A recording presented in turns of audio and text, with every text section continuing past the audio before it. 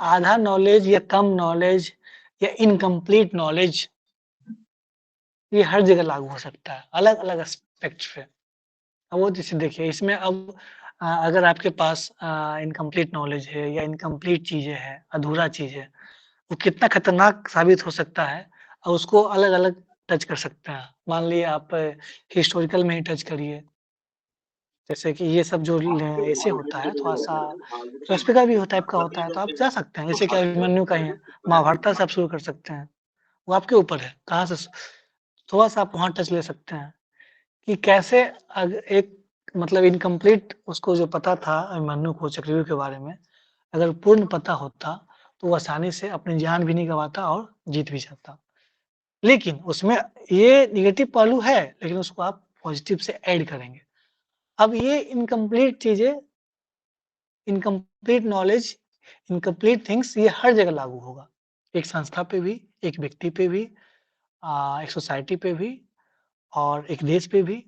जैसे मान लिए एग्ज़ाम्पल लिए डिमोनेटाइज़ेशन पे। हमने इम्प्लॉय किया, लेकिन कहीं न कहीं हमारी तैयारी कंप्लीट नहीं थी। दैट्स व्हाई उसका कहीं न कहीं कॉन्सिक्वेंसेज़ हमको झेलना पड़ा। वो कैसे झेलना पड़ा?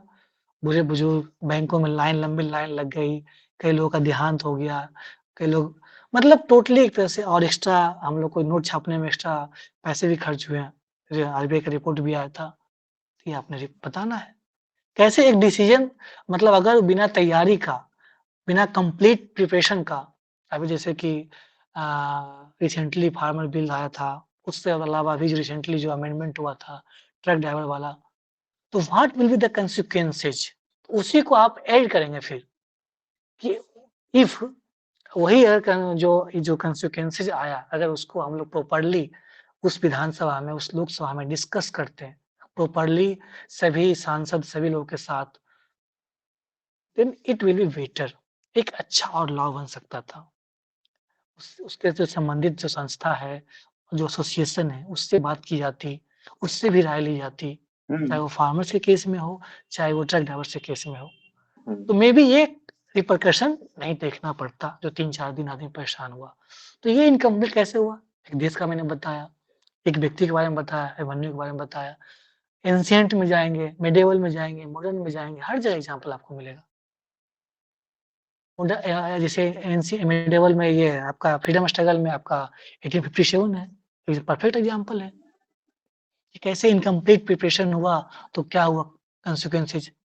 हम लोग नहीं जीत पाए, हमारे पास कोई आइडियोलॉजी नहीं था, कोई नेशनलिस्ट थिंकर्स नहीं था उस तरह का, हमारे सभी सेक्शन ऑफ सोसाइटी का सपोर्ट नहीं था। तो ये इनकम्प्लीट नॉलेज, इनकम्प्लीट थिंग्स कैसे इम्प्लाई हो सकता है अलग-अलग एस्पेक्ट्स पे, ये आपका ब्रॉडर थिंकिंग पे डिपेंड करता है।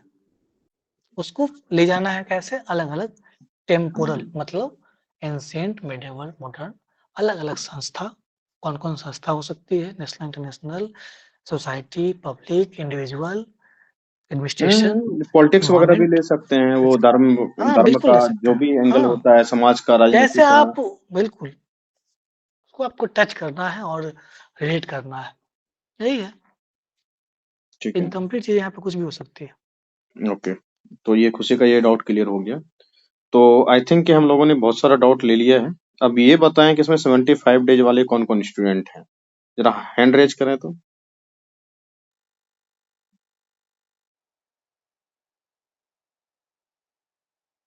आरती है,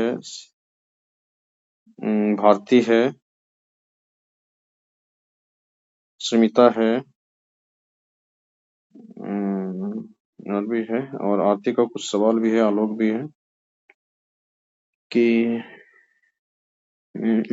आगे नापना पीछे पगाहा में आज के गेमिंग से रिलेटेड भी एक हो सकता है। हाँ, बिल्कुल हो सकता है, क्यों नहीं हो सकता है। आज आज भी तो वो गेमिंग वाला आर्टिकल आया हुआ था कि किस तरीके से गेमिंग को कंट्रोल रेगुलेट नहीं किया गया है और वो हार्म ही कर रहा है कई सेक्शन में। उसका कोई वो मान लीजिए तमिलनाडु में गेम ऑनलाइन गेमिंग को बैन कर गेमिंग दिया है गया। Sir, yes yes deep deep fake fake है, टेक्नोलॉजी है, बहुत एआई चीज है, है, जीएआई क्या है। है नहीं है। तो ये सब भी तो क्या वही ना है।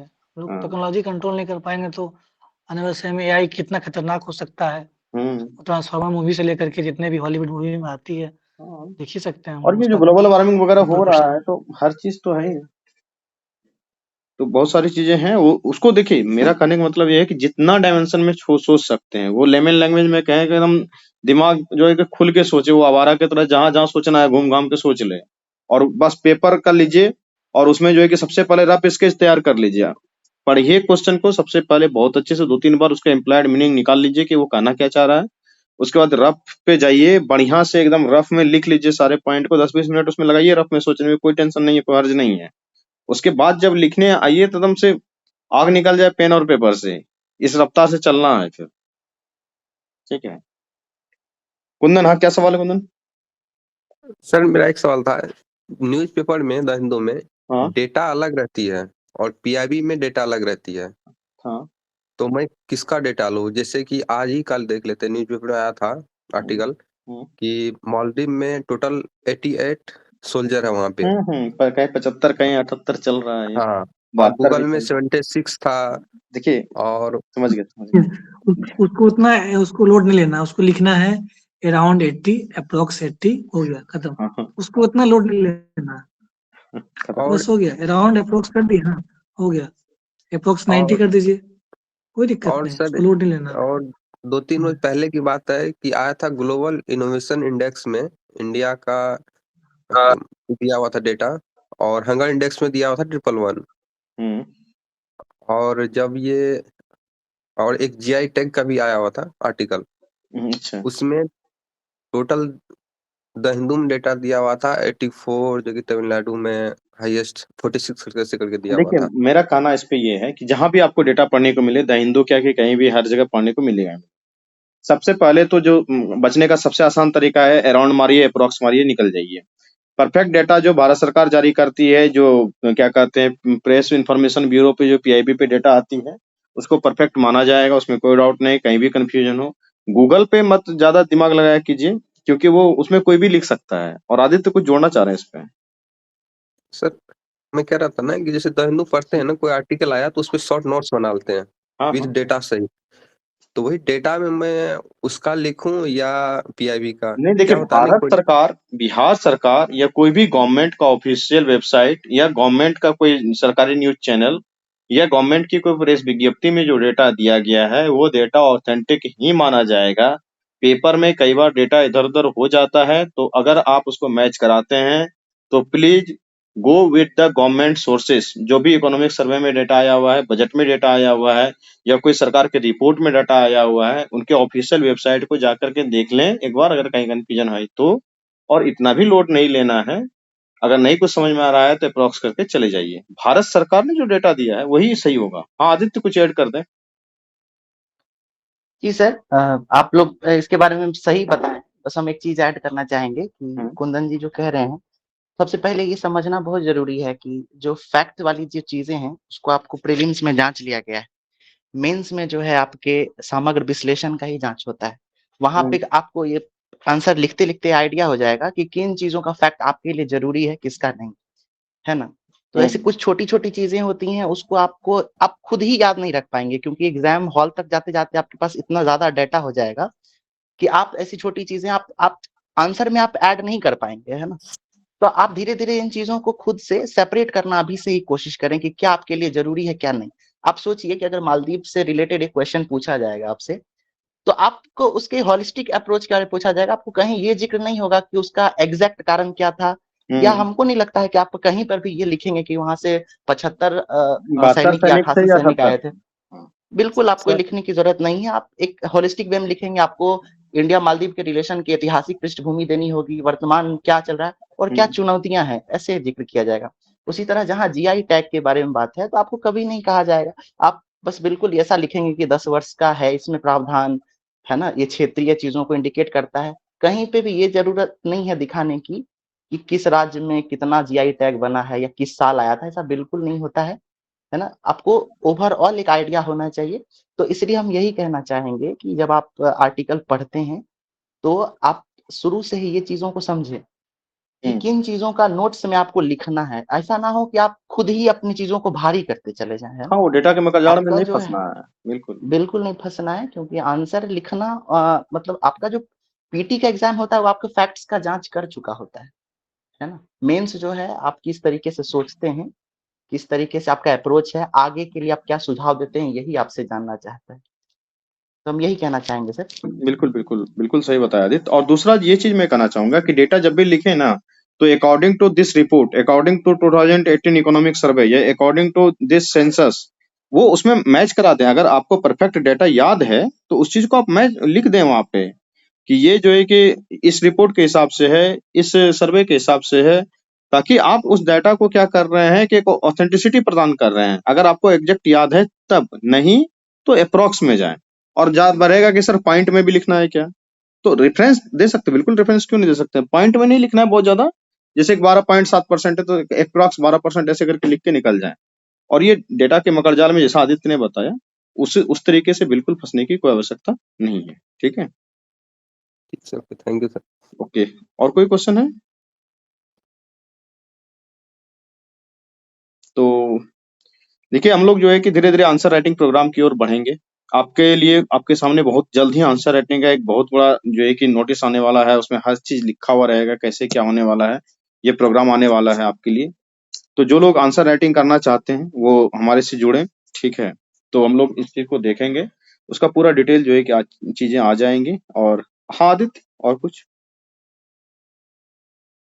सर आप लोग और कार्तिकेयन सर भी जो है, रिस्पेक्टेड सर जो है, काफी कुछ मेंस राइटिंग पे बताए भी।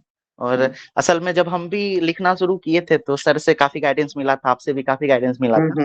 तो एक चीज हमको जो अभी समझ में आ पाया सर इन डिस्कशंस में, कि हम लोगों में बहुत सारे ऐसे भी लोग होते हैं जो आंसर राइटिंग से काफी डरते हैं और प्रारंभ भी नहीं कर पाते हैं। मेरे साथ भी ये समस्या रहती थी शुरू में। असल में सर धीरे धीरे मुझको ये समझ में आया कि कोई भी चीज का जो आंसर है ना, वो लिखने के लिए पहले उस विषय का थॉट आपके दिमाग में बनना बहुत जरूरी है। अगर आप अपने विचारों से क्लियर नहीं है किसी भी विषय के बारे में, अगर आप ही कंफ्यूज्ड हैं, तो आपका आंसर बिल्कुल कंफ्यूजन वाला होगा, आप लिख ही नहीं पाएंगे। तो बिल्कुल। सबसे पहले आप कोई भी विषय के बारे में आंसर लिखना चाहते हैं, जैसा कि सर अभी बता रहे थे कि आपको एक पेज लिखने के लिए 100 मतलब 10 पेज का आपका अंदर इनटेक होना चाहिए, है ना। तो इनटेक के साथ साथ आपका जो वो दृष्टिकोण है वो बनना बहुत जरूरी है। उसके लिए आप विश्लेषण करें अपनी चीजों को, जो आप लिखे हैं उसको सोचें, कई बार उसको दोहराएं, खुद को समझाएं कि जो आपने लिखा है क्या वो सही है कि नहीं, आप खुद को संतुष्ट कर पा रहे हैं कि नहीं, तभी जाके आप अपने आंसर से किसी दूसरे को संतुष्ट कर पाएंगे।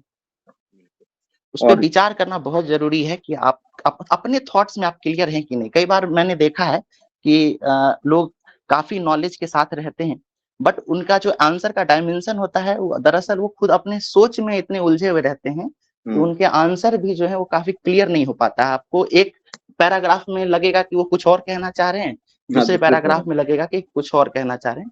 तो ये दृष्टिकोण जो है, थॉट बिल्कुल क्लियर होना चाहिए, और ये जो है पढ़ने से ज्यादा उस पे सोचने से बनेगा, ये कहना चाहूंगा। और देखिए, आदित्य ने जैसा बताया बिल्कुल सही बताया। मैं बार बार ये 10 का फॉर्मूला यूज करते रहता हूँ अपनी क्लास में। मैं कहता हूँ कि 10 वर्ड को एक वर्ड में लिखने के लिए सीखो, तभी ये तुम लिख पाओगे।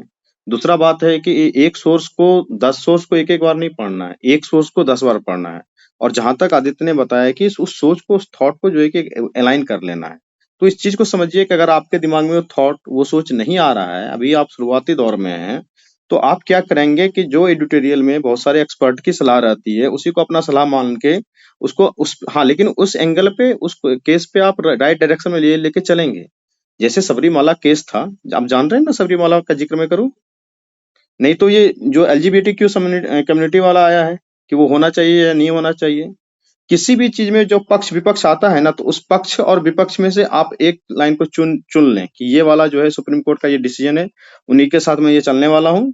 और उसमें आप क्लियर रहें। आप आंसर जब लिखें तो उस चीजों को ही आप जो है कि ज्यादा ऑथेंटिकेट करने का प्रयास करें, तभी आपको वो क्लियर हो पाएगा। और 25-26 साल के एक युवा से कोई भी जो है कि ये उम्मीद नहीं करता है कि आपके पास बहुत बड़ा कोई थॉट होगा, कोई थिंकिंग होगा, आपका कोई अपना विचार होगा। ये उम्मीद नहीं किया जाता है। आप किसी के विचार को, किसी अच्छे व्यक्ति के, किसी जो है कि एडिटोरियल कमेंट के, किसी भारत सरकार की रिपोर्ट के या सुप्रीम कोर्ट के डिसीजन को ही अपना विचार माने। हाँ, जिस जिस पक्ष को माने उस पक्ष के लिए जो आप बिल्कुल क्लियर रहें। ये आपको मेंस में भी काम आने वाला है और इंटरव्यू में भी काम आने वाला है। ठीक है, और किन्हीं का कुछ और है सवाल वगैरह कुछ? तो ले लिया जाएगा।